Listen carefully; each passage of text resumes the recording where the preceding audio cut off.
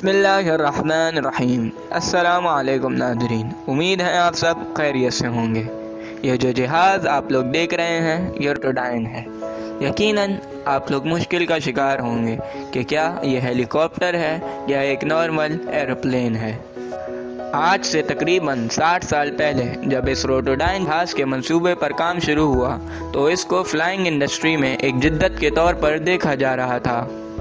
एक शहर से दूसरे शहर जाने के लिए ये एक बेहतरीन सफ़री ज़रिया था। इस जहाज़ की वो खुसूसियत जो इसे बाकी तमाम जहाज़ों से मुमताज़ बनाती थी वो ये थी कि इस जहाज़ को उड़ने के लिए रनवे दरकार नहीं था और ना ही लैंडिंग के लिए, बल्कि यह हेलीकॉप्टर की तरह एक छोटी सी जगह से फ्लाई कर सकता था और एक छोटी सी जगह पर जैसे हेलीपैड वगैरह पर यह लैंड भी कर सकता था। और हाँ, ये एक आम हेलीकॉप्टर की तरह भी नहीं था कि ये एक आम हेलीकॉप्टर से बहुत तेज़ उड़ा करता था। उस ज़माने में एक आम हेलीकॉप्टर 85 मील फी घंटा की रफ्तार से उड़ा करता था और ये 185 मील फी घंटा की रफ्तार से उड़ता था और ये आम हेलीकॉप्टर से 8 गुना सस्ता था। तो आपके जहन में ये सवाल तो ज़रूर आया होगा कि हम आज क्यों रोटोडाइन जहाज़ को आसमान पर उड़ते हुए नहीं देखते। तो आइए जानते हैं, हमारे साथ रहिए। तो सबसे पहले तो ये बताता चलूँ कि ये ना एक आम हेलीकॉप्टर था और ना ही एक आम जहाज़ की तरह था।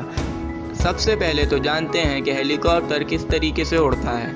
हेलीकॉप्टर अपने इंजन पावर के ज़रिए से अपने ऊपर वाले पंखे को घुमाता है, जिसकी वजह से वह हवा के दबाव को नीचे की तरफ करता है और यूं हेलीकॉप्टर उड़ान भरता है। और जो इसके पीछे लगा हुआ पंखा होता है वो इसकी डायरेक्शन को बदलने में मदद करता है। ये हेलीकॉप्टर के उड़ने का एक बेसिक आइडिया है, मगर रोटोडाइन इस तरीके से काम नहीं करता था।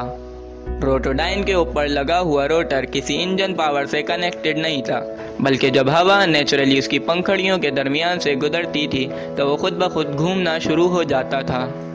मगर रोटोडाइन के विंग्स भी थे और टर्बोप्रॉप जहाज़ की तरह उसके ऊपर लगे हुए हेलीकॉप्टर की तरह के रोटर्स उसका आधा वजन परवास के दौरान उठा लिया करते थे, जो कि खुद ब खुद कुदरती हवा के ज़रिए से घूमते थे और वही उसको एक आम हेलीकॉप्टर की तरह टेक ऑफ और लैंडिंग में भी मदद करते थे।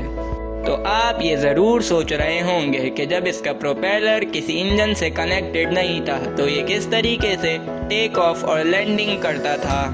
तो इसका राज छुपा हुआ है इसके पर के एंड पर लगे हुए टिप जेट्स पर। टेक ऑफ और लैंडिंग के वक्त टिप जेट को चला दिया जाता था और जब यह हवा में स्टेबल हो जाता तो इसके नीचे लगे हुए टर्बोप्रॉप्स के ज़रिए से वो फॉरवर्ड मूव करता था और टर्बोप्रॉप्स के ज़रिए से जब वो फॉरवर्ड मूव करता था तो उसका प्रोपेलर एयर प्रेशर की वजह से खुद ब खुद घूमता था। उस ज़माने में न्यूयॉर्क जैसे शहरों में ट्रैफिक एक बहुत बड़ा मसला था, हत्ता कि शहर के होटल से एयरपोर्ट तक जाने का सफ़र कई बार खुद फ्लाइट से भी ज़्यादा वक्त ले जाता था। तो कुछ कंपनीज ने हेलीकॉप्टर की सर्विसेज शुरू कर दी जो लोगों को एयरपोर्ट से उनके होटल्स तक लेकर जाते थे और उनका वक्त ट्रैफिक से भरी हुई रोड्स पर ज़ाया नहीं होता था, मगर ये कॉस्टली थी और ये सर्विस बहुत जल्द ख़त्म हो गई। मगर रोटोडाइन आम हेलीकॉप्टर से बहुत तेज़ और 8 गुना ज़्यादा सस्ता था। अगर किसी आम जहाज़ में फ्यूल कम हो जाए या कोई और टेक्निकल फॉल्ट आ जाए तो जहाज़ क्रैश हो जाते हैं, मगर रोटोडाइन बहुत सेफ था। इसके ऑटो रोटेट प्रोपेलर्स की वजह से ये सेफली ज़मीन पर लैंड कर सकता था, एक आम पैराशूट से भी कम स्पीड पर। और इसके अंदर एक आम हेलीकॉप्टर से कई ज़्यादा लोगों के सफ़र करने की गुंजाइश थी। तो सवाल ये उठता है कि ये जो बहुत सस्ता, सेफ और बहुत सी खुसूसियात कहाँ मिलता, ये आज क्यों नहीं हमें आसमानों पर नज़र आता। तो इसकी वजह ये थी कि इसके परों पर लगे हुए टिप जेट्स बहुत ज़्यादा आवाज़ करते थे, जो कि इंटरसिटी ट्रैवलिंग के लिए मुनासिब नहीं था। बहरहाल कुछ कंपनीज ने फिर भी इसके बनाने का ऑर्डर दिया, मगर इस शर्त पर कि वो उसकी आवाज़ को कम करेंगे। और उस जहाज़ को फेरी एविएशन कंपनी बना रही थी।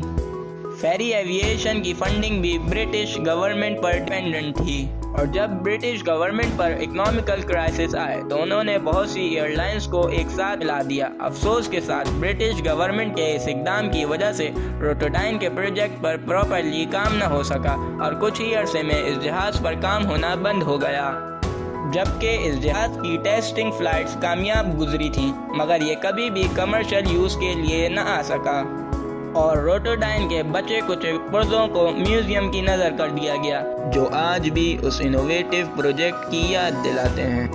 تو یہ تھیں وہ وجوہات جو اتھارٹیز کی طرف سے بیان کی گئی کہ جن کی وجہ سے روٹوڈائن جہاز کی فردر پروڈکشن نہ ہو سکی۔